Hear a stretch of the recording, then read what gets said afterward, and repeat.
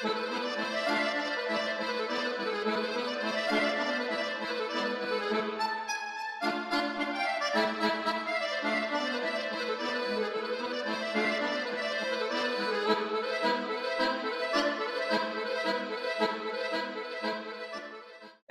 هنعمل طبق من كلاسيكيات المطبخ الإيطالي، هو طبق صيفي وخفيف وحلو، يعتبر طبق من الأنتيباستي بتاعة أسماك.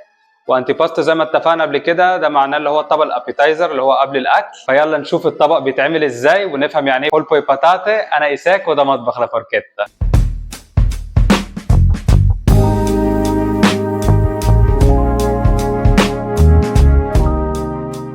زي ما متعودين اول حاجه هنعملها هنشوف المقادير مع بعض. طيب هنحتاج بولبو او اخطبوط بالعربي، وهنحتاج لميه السلق بتاعته عيدان بقدونس، ورق لورا، فلفل حبوب، جزر، بصل. هنحتاج كمان بطاطس، ليمون، ورق بقدونس، زيت زيتون، ملح وفلفل. طيب اول حاجه هنعملها هنبدا نشوف ازاي هنسوي الاخطبوط بتاعنا او بالايطالي اللي هو بولبو. اول حاجه هنجيب حله مليانه ميه ونبدا نحط الحاجات اللي هنطعم بيها الميه السلق بتاعتي. ناخد الجزر بتاعنا نحطه في الميه، بعدين هنجيب البصله نقطعها نصين وناخدهم ونحطهم في الميه، وهناخد ورق اللورا بتاعنا وورق الغار ونحطه في الميه، وبعدين البقدونس، حبات الفلفل، ونبدا نشغل على الميه بتاعتنا تغلي. طيب احنا مهم جدا ان احنا الميه دي ما نحطلهاش اي ملح، لان عاده الاخطبوط بيبقى مليان في ميته بالملح، وعاده بتبقى مالحه شويه من ميه البحر يعني، فاحنا نتفادى ان احنا نحط ملح، وبعد كده لو احتاجنا ممكن نحط في الاخر لما الطبق بتاعنا يبقى جاهز. الريحه يعني الريحه بالحاجات دي بس وهي بدات تقلب المطبخ عندي.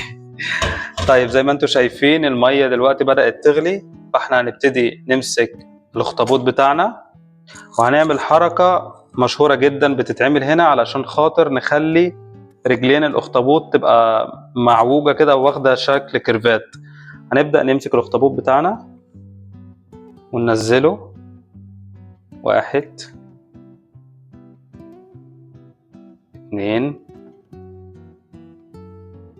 3، شايفين رجوله بدأت تلم ازاي، 4، يعني هننزل 5 6 مرات كده لحد ما الرجول كلها تبقى كيرفات، عشان بتخلي شكله في الاخر حلو طبعا وبيبقى متماسك. ننزله كله نوطي ونوطي شويه. طيب في نقطتين مهمين، اول حاجه يا ريت ما نخليش الميه تقعد تغلي جامد ويطلع وينزل، مش مستاهله خالص كل الموضوع دوت، هو بس يا دوب بتغلي، مش عايزين ان هو تفضل تطلع وتنزل ويلف. تاني حاجه على كل كيلو اخطبوط بنحتاج 40 دقيقه سوا، فاحنا الاخطبوط بتاعنا هنسيبه 40 دقيقه وبعدين هنطفي عليه ونسيبه يبرد خالص في ميته جوه. ليه بقى الخطوه دي مهمه؟ عشان خاطر يفضل طري وما ينشفش معانا واللحمه بتاعتها تبقى حلوه كده وتدوب في بقنا. طيب دلوقتي هنجيب حله فيها ميه ونشغل عليها النار تغلي، وهنبدا نقشر البطاطس بتاعتنا. طيب بعد ما قشرنا البطاطس بتاعتنا هنبدا نقطعها مكعبات.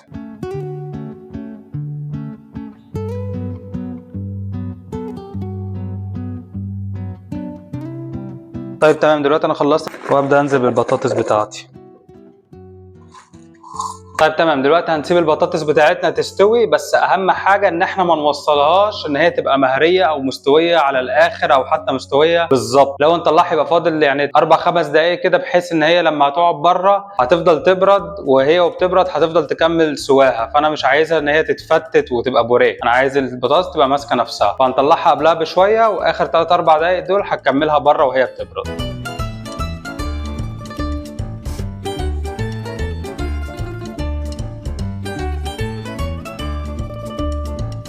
دلوقتي البطاطس والبولبو يعتبر جهزوا في نفس الوقت، فدلوقتي هنبدأ نطفي على البطاطس ونبدأ نطلعها في أي صينية عندنا عشان نسيبها تبرد،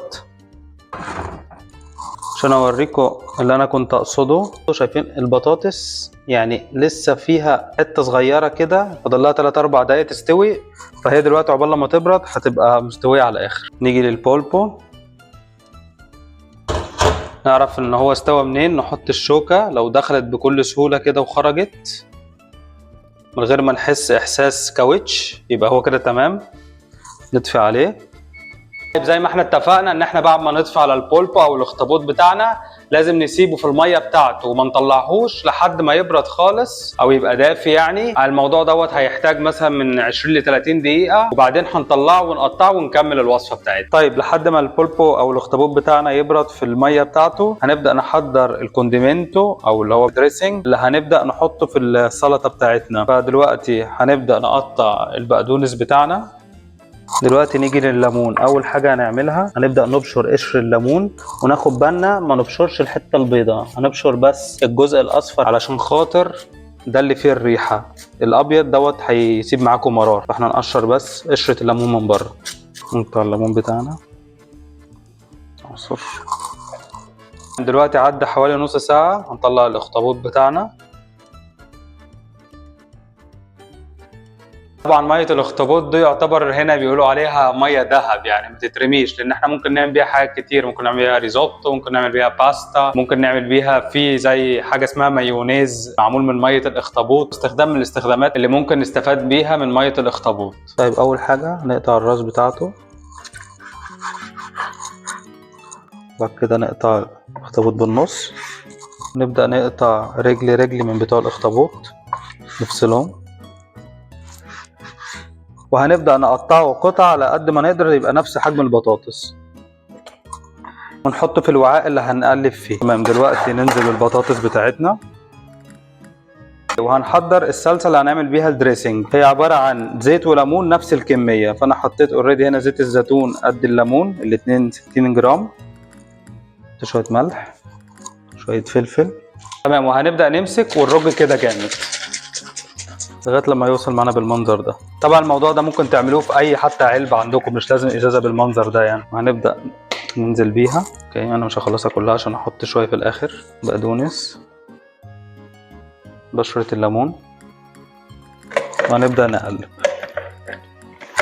انا عايز اقول لكم الريحه وانا بقلب طالعه مفحفحه مش طبيعيه. طيب دلوقتي الانسلاته دي بولبو باتاتا بتاعتنا بقت جاهزه، فاحنا ممكن نستنى بس 5 دقايق كده لغايه لما كل الاطعم تندمج مع بعض ونحضر الطبق.